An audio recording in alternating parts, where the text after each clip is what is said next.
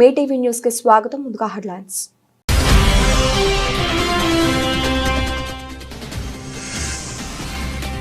ఆర్ఆర్ఆర్ పనులు 5 ప్యాకేజీల్లో చేపట్టాలని నిర్ణయించి టెండర్లు ఆహ్వానించిన ఎన్హెచ్ఏఐ.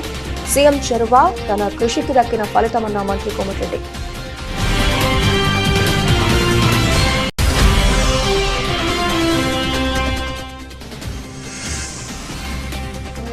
ఏపీ వార్షిక నేర నివేదికను విడుదల చేసిన డీజీపీ ద్వారకా తిరుమలరావు. ఏడాది సైబర్ క్రైమ్ రేటు పెరిగిందన్న డీజీపీ.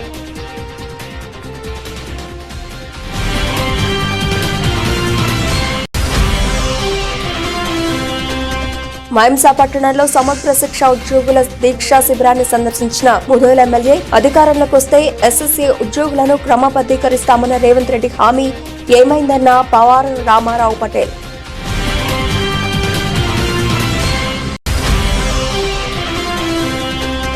తమ హయాంలో తెచ్చిన అప్పులో 2,70,000 కోట్ల రూపాయల డీబీటీ ద్వారా నేరుగా ప్రజలకు అందజేశాం. మీడియా సమావేశంలో వివరించిన మండలి విపక్ష నేత బొత్స సత్యనారాయణ.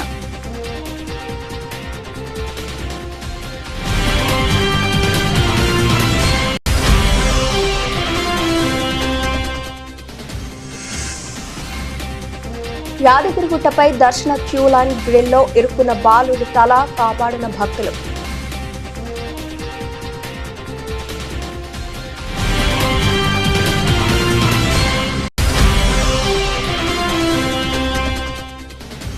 మత్స్యశాఖ ఆధ్వర్యంలో భవానీ ఘాట్ వద్ద కృష్ణానదిలో చేప పిల్లలను విడుదల చేసిన కలెక్టర్. స్థానిక ఎమ్మెల్యే మత్స్యకారులు సద్వినియోగం చేసుకుని ఆర్థిక పురోగతి సాధించాలని సూచించిన కలెక్టర్.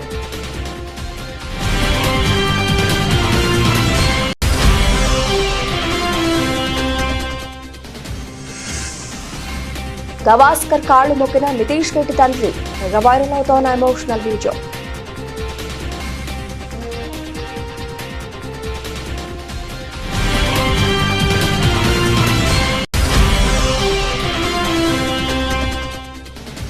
ప్రపంచ వేదికపై సత్తా చాటిన కోనేరు పంపి. ప్రపంచ ర్యాపిడ్ బ్లిట్జ్ చెస్ ఛాంపియన్షిప్ లో ర్యాపిడ్ ఛాంపియన్ గా నిలిచిన భారత ప్లేయర్.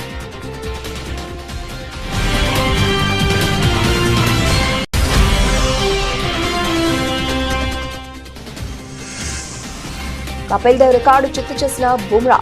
అత్యంత వేగంగా 200 వికెట్లతో మరో ఘనత.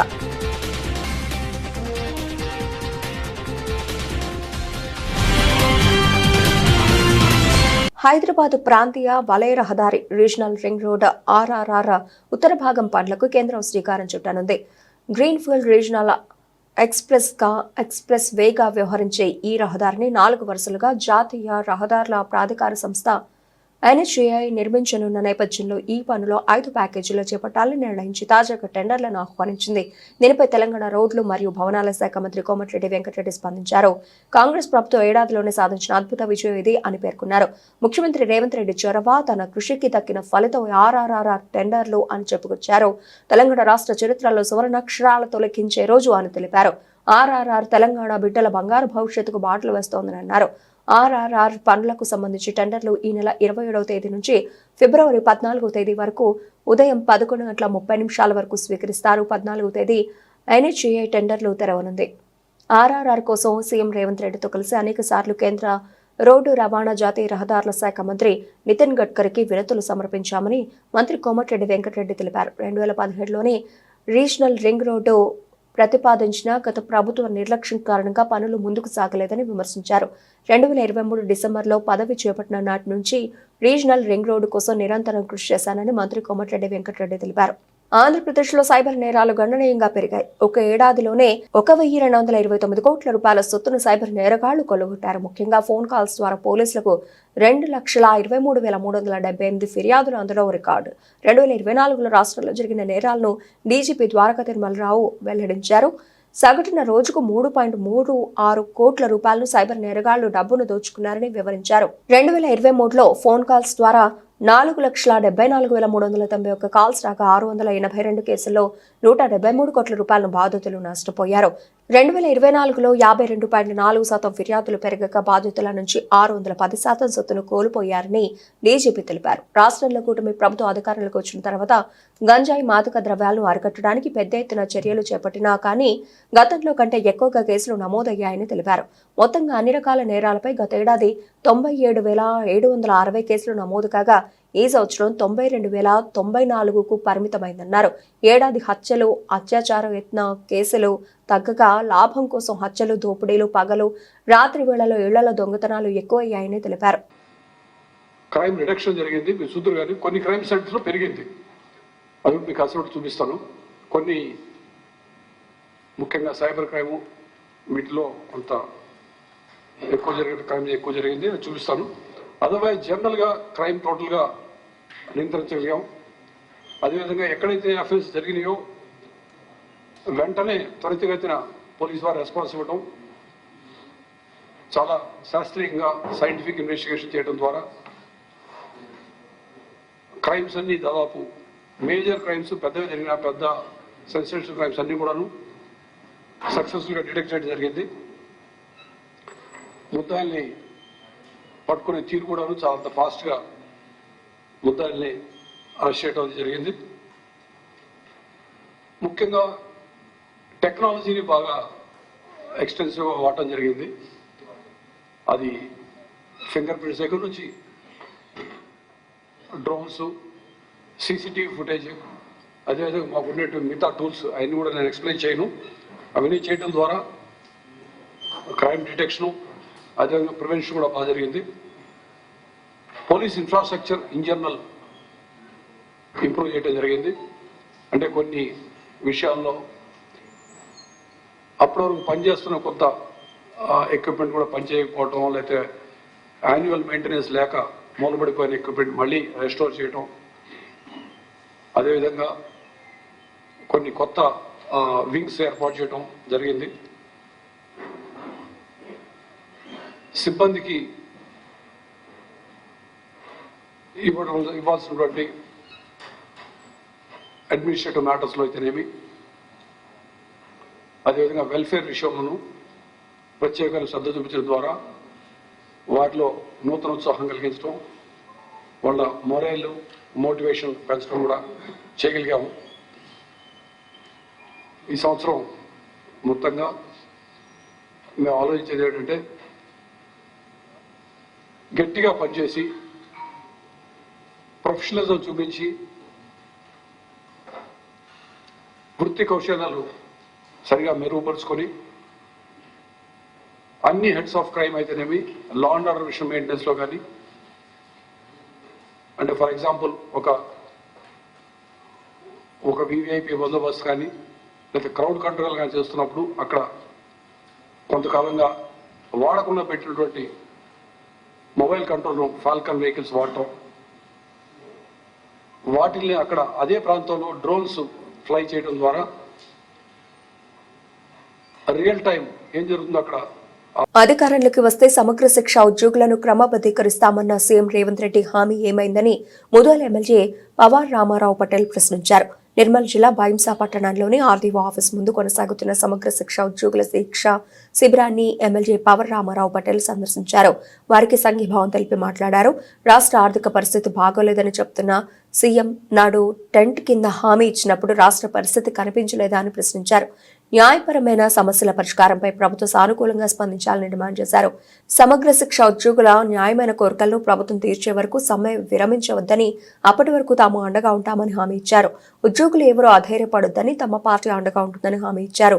1-2 రోజుల్లో సీఎంతో సంబంధిత మంత్రితో నేరుగా ఫోన్లో మాట్లాడతానని పేర్కొన్నారు.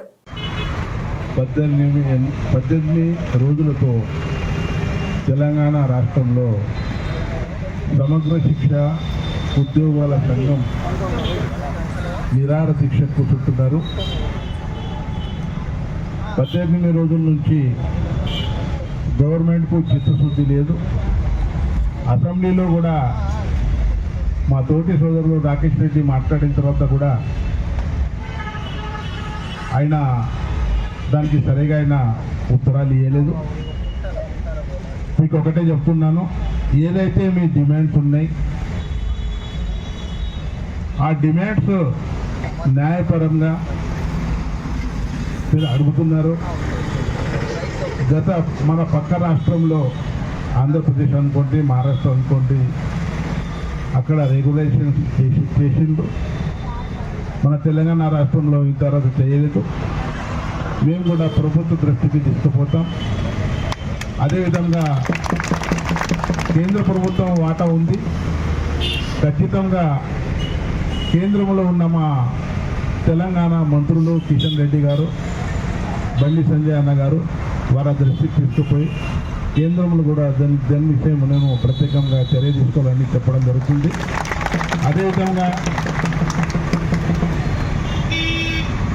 ఒక బడే భాయ్ మాషా అల్లా, ఛోటా భాయ్ శుభన్ అల్లా అంటే కేసీఆర్ కూడా ఈ న్యాయం చేయలేదు, రేవంత్ రెడ్డి కూడా న్యాయం చేయకొచ్చిందని చాలా ఘోరంగా ఉంది ఇది. రేవంత్ రెడ్డి గాంధీ కుటుంబం అంటాడు, రాహుల్ గాంధీ అంటాడు, సోనియా గాంధీ అంటాడు, ఇందిరాగాంధీ అంటాడు, ప్రియాంక గాంధీ అంటాడు. ఈ కస్తూర్బా గాంధీ ఎవరు? గాంధీ కుటుంబమే కదా. కస్తూర్బా గాంధీ కుటుంబానికి మేము న్యాయం చేయకుంటే, గాంధీ కుటుంబంలో ఉన్న ఎడ్యుకేషన్ గురించి ఏదైతే సర్వశిక్ష అభియాన్లో టీచింగ్ స్టాఫ్ ఉంది, నాన్ టీచింగ్ స్టాఫ్ ఉంది, టెక్నికల్ పర్సన్స్ ఉన్నారు, డిఎల్ఎంపీ ఉన్నారు, వాళ్ళకి న్యాయం చేయకుంటే మా తెలంగాణ రాష్ట్రానికి ఏం న్యాయం చేస్తామని రేవంత్ రెడ్డి గారికి నేను సవాల్ ఇస్తున్నాను. రేవంత్ రెడ్డి గారు, మీరు అన్ని విధాలుగా ప్రతి ఒక్క మాటకు ఎలక్షన్ కన్నా ముందు 420 హామీలు ఇచ్చారు. అలాంటి 420 గుండా అన్నట్లనే ఇది 420 గుండా 420 హామీలు ఇచ్చాడు. ఒక మా తెలంగాణ రాష్ట్రంలో కొనసాగుతున్నాయి. సోదరులు చెప్పారు ఇందాక, అంటే పక్క రాష్ట్రాల్లో ఆంధ్రాలో సమస్య పరిష్కారం దిశగా వాళ్ళు మంచి వేతనాలు పొందుతున్నారు. మాకంటే ఎక్కువ పేద రాష్ట్రం అయినప్పటికీ ఇతర రాష్ట్రాల్లో కూడా ఈ సమస్యను అక్కడి ప్రభుత్వాలు సాల్వ్ చేసినాయని చెప్తున్నారు. మరి ఇక్కడ ప్రభుత్వానికి మరి ఏం పుట్టిందో అర్థమైతే లేదు. 18 ఏళ్ళ నుంచి 18 రోజుల నుంచి ఈ ఉసురు తప్పకుండా రేవంత్ రెడ్డి గారిని చుట్టుముట్లాడుతుంది, ఉసురు కలుగుతుంది. తప్పకుండా మీకు రెగ్యులరైజ్ చేసుడో రేవంత్ రెడ్డి ఊడిపోవడం ఏదో ఒకటి జరుగుతుంది. ఎందుకంటే ఎత్తేసిన వ్యవసాయం కావచ్చు, ఆడవాళ్ళు బాధపడ్డ రాష్ట్రం కావచ్చు, ఆ ఆడవాళ్ళ శాపనార్థంతో ఏ రాజ్యము నడవదని చెప్పి మన పెద్దలు చెప్పారు. కాబట్టి ఇంత పెద్ద ఎత్తున మీరు 80% మహిళా అంతరించిపోతున్న మత్స్య సంపదను తిరిగి పెంచడంతో పాటు మత్స్యకారులకు జీవనోపాధి కల్పించేందుకు నదీ తీర ప్రాంతాల్లో చేప పిల్లలను విడుదల చేస్తున్నట్లు జిల్లా collector doctor G Lakshmi Shah శాసనసభ్యులు ఎలమంచిలి సత్యనారాయణలో తెలిపారు. జిల్లా మత్స్యశాఖ ఆధ్వర్యంలో స్థానిక భవానీపురం సమీపంలో గల భవానీ ఘాట్ వద్ద జిల్లా కలెక్టర్ జి లక్ష్మీ షా, విజయవాడ పశ్చిమ నియోజకవర్గ శాసనసభ్యులు ఎలమంచిలి సత్యనారాయణ కృష్ణా నదిలో చేప పిల్లలను విడుదల చేశారు. ఈ సందర్భంగా జిల్లా కలెక్టర్ మాట్లాడుతూ మత్స్యకారుల సంక్షేమంతో పాటు మత్స్య సంపదను పెంచడానికి రాష్ట్ర ప్రభుత్వం కృషి చేస్తోందన్నారు. ఇందులో భాగంగా కృష్ణానది పరివాహక ప్రాంతంలో చేప పిల్లలను విడుదల చేయడం జరుగుతుందని, 7 నెలల అనంతరం మత్స్యకారులు ఉచితంగా చేపలను వేటాడి వాటిని విక్రయించుకుని ఆర్థిక ప్రయోజనం పొందాలన్నదే ఈ కార్యక్రమం ఉద్దేశం అన్నారు. ప్రభుత్వం కల్పిస్తున్న ప్రయోజనాలను మత్స్యకారులు సద్వినియోగం చేసుకుని ఆర్థిక పురోగతి సాధించాలని కలెక్టర్ కోరారు. విజయవాడ పశ్చిమ నియోజకవర్గ శాసనసభ్యులు ఎలమంచిలి సుజనా చౌదరి మాట్లాడుతూ మత్స్యకారులకు ఆర్థిక ప్రయోజనాలు చేకూర్చేందుకు రాష్ట్ర కేంద్ర ప్రభుత్వాలు అమలు చేస్తోందన్నారు. ప్రధానమంత్రి మత్స్య సంపద యోజన పథకం ద్వారా మత్స్యకారులకు 4 చక్రాలు, 3 చక్రాలు, ద్విచక్ర వాహనాలను సబ్సిడీపై అందజేస్తున్నట్లు తెలిపారు.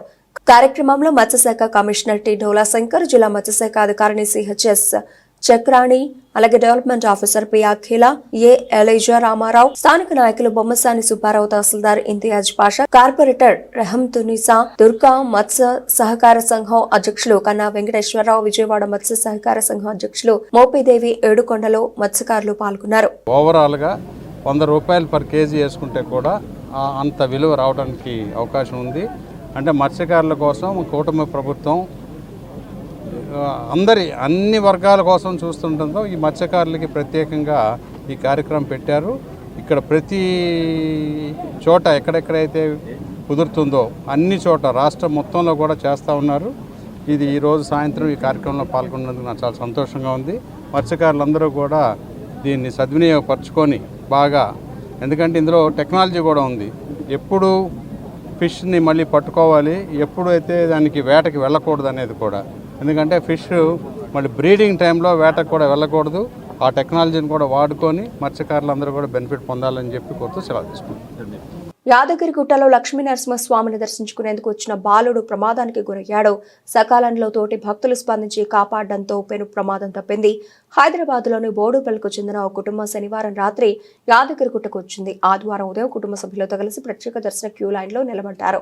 ఆ సమయంలో వారి కుమారుడు దయాకర్ తల క్యూ లైన్లోని గ్రిల్లో ఇరుక్కుపోయింది. దీంతో ఆందోళనలకు గురైన కుటుంబం బాలుడి తలను గ్రిల్ నుంచి తీసేందుకు ప్రయత్నించి విఫలమైంది. ఈ దశలో సహచర భక్తులు కలుగు చేసుకుని గ్రిల్ రాడ్లను పక్కకు తొలగించి గ్రిల్లో ఇరుక్కున్న బాలుడి తలను బయటకు తీయడంతో ప్రమాదం తప్పింది.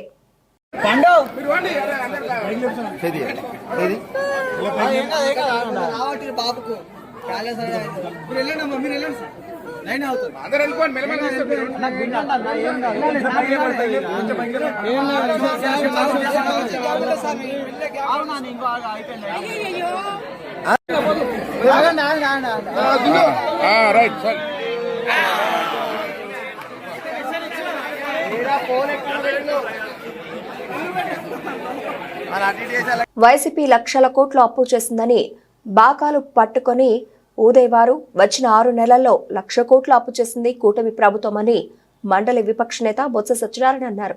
ఆనాడు కార్పొరేషన్ అప్పులని గోలపెట్టి నేడు మార్క్ఫెడ్, సివిల్ సప్లైస్, ఏపీఎండిసి కార్పొరేషన్ల నుండి కూటమి ప్రభుత్వం అప్పులు చేస్తూనే ఉందని, ఇవన్నీ కాక ప్రపంచ బ్యాంకు నుండి 15,000 కోట్ల రూపాయలు అప్పు తీసుకున్నారని తెలిపారు. తమ హయాంలో తెచ్చిన 6 లక్షల కోట్ల రూపాయల అప్పుల్లో 2,70,000 కోట్ల రూపాయలు డీబీటీ ద్వారా నేరుగా ప్రజలకు అందజేశామని పేర్కొన్నారు. సీఎం చంద్రబాబు పెన్షన్ స్కీమ్లో పెంచిన 1000 ఇవ్వడం తప్ప చేసిందేమీ లేదని విమర్శించారు. వైసీపీ పార్టీ అప్పు చేసింది, ప్రభుత్వం లక్షల కోట్లు అప్పు చేసేస్తుంది అని చెప్పి రోజు బాగా పట్టుకుని ఊదేవారు. వాస్తవంగా అప్పులు ఎంత ఉన్నాయో ఏమిటనే విషయాన్ని కూడా వాస్తవంగా మనం ఆ రోజు చెప్పడం కూడా జరిగింది. సరే 14 కోట్లు అన్నారు, 14 లక్షలు అన్నారు, 10 లక్షలు అన్నారు. కాదు, బడ్జెట్లో మీరు పెట్టిన లెక్క చూసుకుంటే 5 లక్షల కోట్లు చిల్లరకే వచ్చిందనే విషయాన్ని కూడా మరి చెప్పడం కూడా జరిగింది. అయినా సరే మళ్ళీ కార్పొరేషన్ అన్నారు, కార్పొరేషన్ కూడా కలుపుకుని అన్నీ కలుపుకున్నా సరే 6 లక్షల కోట్లు దాటలేదనే విషయాన్ని కూడా చెప్పడం జరిగింది. ప్రభుత్వం వచ్చి 6 నెలలు దాటి 7వ నెలలు ఇంక అడుగు పెడుతుంది. ఇవాళ కూటమి ప్రభుత్వం వచ్చి రాష్ట్రంలో ఇప్పటికే 74,000 కోట్ల రూపాయలని అప్పు చేశారు. ఏది బడ్జెట్లో ప్రభుత్వం అప్పు చేసింది. ఆ రోజు కార్పొరేషన్లో అని గొడవపెట్టారు. మరి ఇప్పుడు కార్పొరేషన్ నుంచి కూడా అప్పులు తీసుకుంటున్నారే. ఆల్రెడీ తెలుసు మనందరికి కూడా. మార్కెట్ నుంచి తీసుకున్నారు, సివిల్ సప్లైస్ నుంచి తీసుకున్నారు, ఏపీఎండిసి నుంచి తీసుకున్నారు. మీ కార్పొరేషన్ కూడా అప్పు తీసుకున్నారే. ఏది ఈ 74,000 కోట్లు కాకుండా, ఈ 74,000 కోట్ల రూపాయలు కాకుండా ఇది కూడా మళ్ళీ అప్పు తీసుకున్నారు. మళ్ళీ ఇవన్నీ కాకుండా మళ్ళీ ప్రపంచ బ్యాంక్ నుంచి, వరల్డ్ బ్యాంక్ నుంచి, అలాగే ఏడీబీ ద్వారా మళ్ళీ ఇంకో 15,000 కోట్ల అప్పు తీసుకున్నారు. వెరసి సుమారు 1,00,000 కోట్ల రూపాయలు ఈ 6 నెలలకి ఈ ప్రభుత్వం అప్పు తెచ్చింది. ఆ రోజు వైసీపీ ప్రభుత్వం అప్పు తెచ్చింది. నేను అందులో భాగస్వామిని, నేను మంత్రిని. కానీ 2,70,000 తెచ్చిన 6 లక్షల్లో 2,78,000 కోట్ల రూపాయలని డైరెక్ట్ బెనిఫిట్ ద్వారా ప్రజలకు వచ్చి అది పాస్ ఆన్ చేస్తాం. వివిధ స్కీముల్లో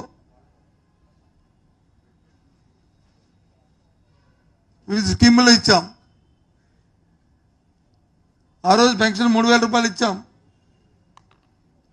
నువ్వు ఈరోజు ఒక పెన్షన్ 4,000 రూపాయలు తప్ప ఈ 1,00,000 కోట్లలో పెన్షన్ 4,000 రూపాయలు. భారత యువ క్రికెటర్ నితీష్ కుమార్ రెడ్డి ఆస్ట్రేలియాతో మెల్బోర్న్ టెస్ట్ లో 8వ స్థానంలో వచ్చి అద్భుతమైన సెంచరీ చేయడంతో ఆయన తండ్రి ముత్యాల రెడ్డి ఎంతో ఎమోషనల్ అయ్యారు.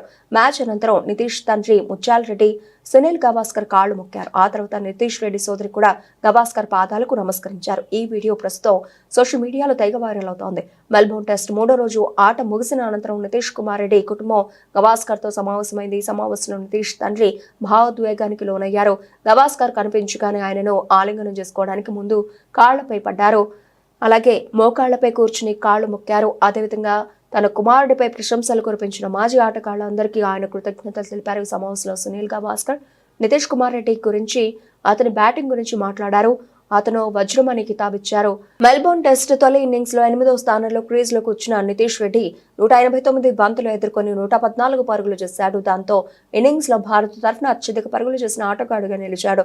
నితీష్ ఆటను టెస్ట్ చరిత్రలోని అత్యుత్తమ ఇన్నింగ్స్ గా క్రికెట్ నిపుణులు విశ్లేషిస్తున్నారు. తాజా ఇన్నింగ్స్ తో భారత టెస్ట్ చరిత్రలో 8వ నంబర్ బ్యాట్స్మెన్ గా బరిలో దిగి 2వ అత్యధిక పరుగులు సాధించిన ఆటగాడుగా నితీష్ నిలిచాడు. అంతకుముందు 2002లో వెస్టిండీస్ పై అజయ్ రాత్రా అజయంగా 115 పరుగులు చేశాడు. కాగా మెల్బోర్న్ లో సాధించిన సెంచరీని నితీష్ కుమార్ రెడ్డి తన తండ్రికి అంకితమిచ్చారు.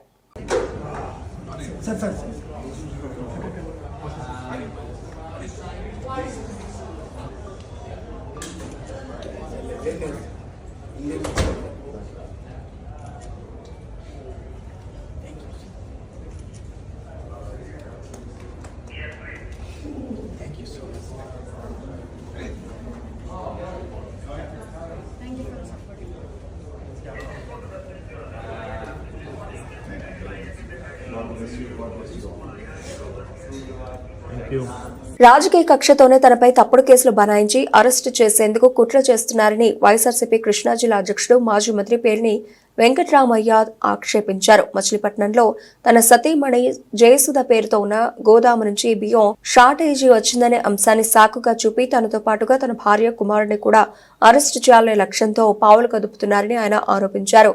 బియ్యం షార్టేజీ విషయంలో తన కుటుంబ ప్రతిష్టను దెబ్బతీసేలా ప్రభుత్వ దర్యాప్తును మించి టీడీపీ అనుకూల సోషల్ మీడియా అత్యుత్సాహంతో ఇష్టారాజ్యంగా తప్పుడు ప్రచారం చేస్తోందని ఆగ్రహం వ్యక్తం చేశారు. తమ పార్టీ నుంచి ప్రభుత్వాన్ని ప్రశ్నిస్తున్నందుకే తనను టార్గెట్ చేసి కుటుంబ సభ్యులతో సహా అరెస్టు చేయాలని కూటమి ప్రభుత్వం కుట్ర చేస్తోందని మాజీ మంత్రి పేర్ని నాని వివరించారు. ఇందులో నాకు గనక ఏదన్నా లేదా నా భార్య గాని నేను గాని ఏదన్నా చిన్న పాపం చేసి ఉన్నాం, పాపానికి మేము భాగస్థులమై ఉన్నామంటే గనక నేను అత్యంత ప్రేమించేటువంటి దేవుళ్ళ కంటే మిన్నగా ప్రేమించేటువంటి చనిపోయి మరణించినటువంటి నాకు జన్మనిచ్చిన తల్లి మీద ప్రమాణం చేసి నేను చెప్తున్నాను. అంటే ప్రమాణం చేస్తే సరిపోద్దా అంటే నాకు జన్మనిచ్చిన తల్లి మరణించి ఉంది, ఆవిడ మీద ప్రమాణం కంటే నేను ఏం చేయగలను చెప్పండి. దీంట్లో నా భార్యకి కానీ నాకు కానీ ఏ పాపం లేదు అని కూడా ప్రజలకు చెప్పుకుంటున్నాను. నేను రాజకీయ నాయకులకు చెప్పట్లేదు, ప్రజలకు చెప్పుకుంటున్నాను. ఖచ్చితంగా ఇవాళ కాబట్టి ఎప్పటికైనా సరే నిజం తేట తెల్లమవుతుంది, ఎక్కడికి పోదది. 4 రోజులు ఆలస్యమైనా కూడా అబద్ధం 6 మైళ్ళు పరిగెత్తిన తర్వాత నిజం మెల్లగా బయలుదేరుతుంది నా సామెతం. ఖచ్చితంగా నిజం వస్తుంది. నేను అట్లాగే మనోహర్ గారిని కూడా నేను అడుగుతున్నాను. నేను ఎండీ గారికి, సివిల్ సప్లైస్ ఎండీ గారికి ఓ లెటర్ పెడుతున్నాను. 2014-15లో ఈ కస్టమ్ మిల్లింగ్ అనేది స్టార్ట్ అయింది. ఈ కస్టమ్ మిల్లింగ్ స్టార్ట్ అయిన దగ్గర సీఎంఆర్ అంటున్నారు.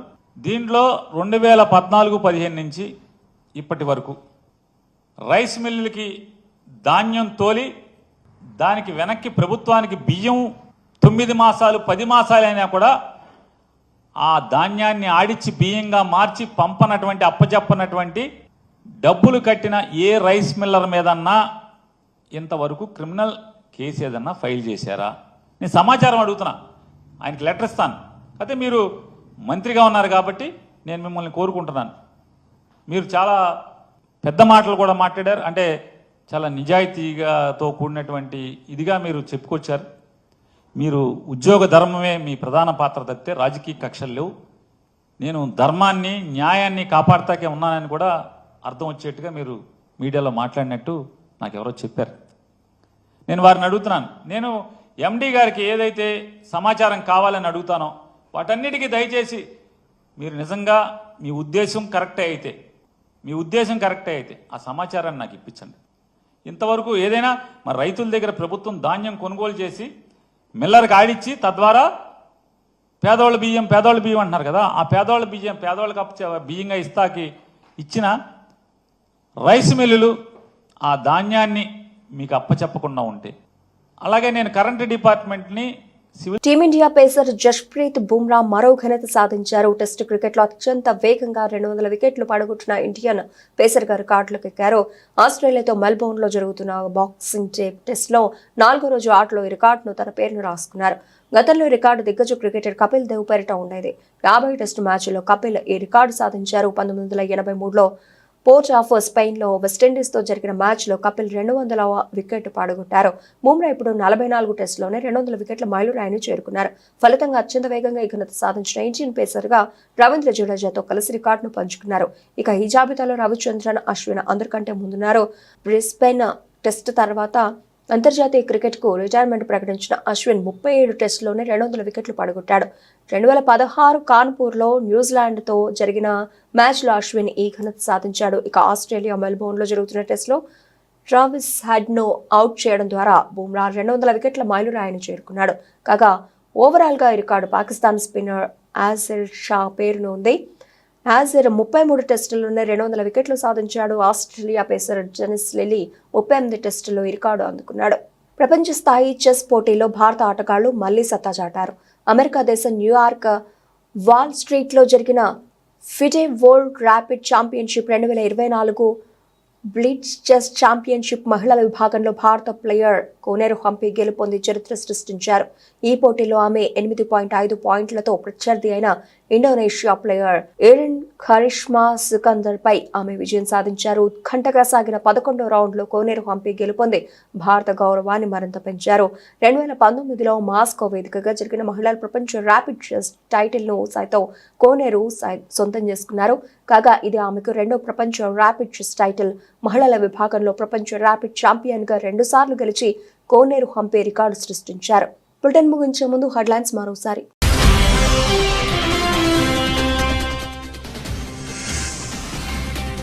ఆర్ఆర్ఆర్ పనులు 5 ప్యాకేజీల్లో చేపట్టాలని నిర్ణయించి టెండర్లు ఆహ్వానించిన ఎన్హెచ్ఏఐ. సీఎం చొరవ తన కృషికి దక్కిన ఫలితమన్న మంత్రి కోమటిరెడ్డి.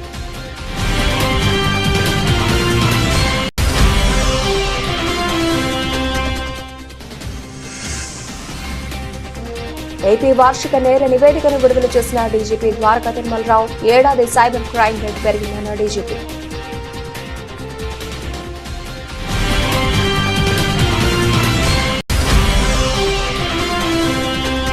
మైంసా పట్టణంలో సమగ్ర శిక్ష ఉద్యోగుల దీక్షా శిబిరాన్ని సందర్శించిన ముధోల్ ఎమ్మెల్యే. అధికారంలోకి వస్తే ఎస్ఎస్సీ ఉద్యోగులను క్రమబద్ధీకరిస్తామన్న రేవంత్ రెడ్డి హామీ ఏమైందన్న పవార్ రామారావు పటేల్.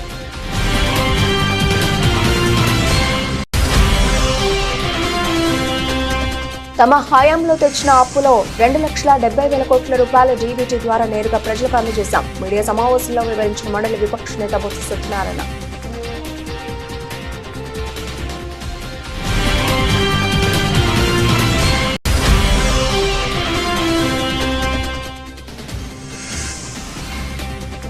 యాదగిరిగుట్టపై దర్శన క్యూ లైన్ గ్రిల్లో ఇరుక్కున్న బాలుడి తల కాపాడిన భక్తులు.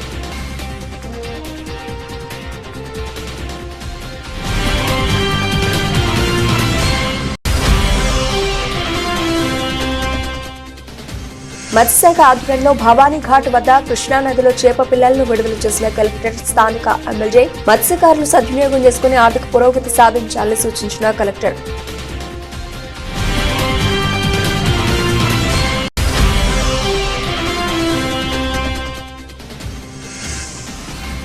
గవాస్కర్ కాళ్లు మొక్కిన నితీష్ రెడ్డి తండ్రి. వైరల్ అవుతోన్న emotional video.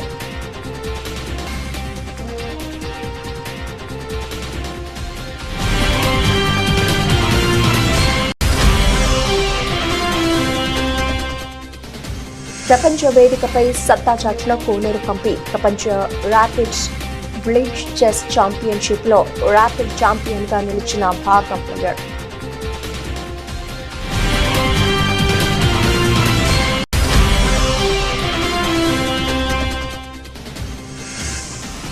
Kapil Dev record చిత్తు చేసిన బుమ్రా. అత్యంత వేగంగా 200 వికెట్లతో మరో ఘనత.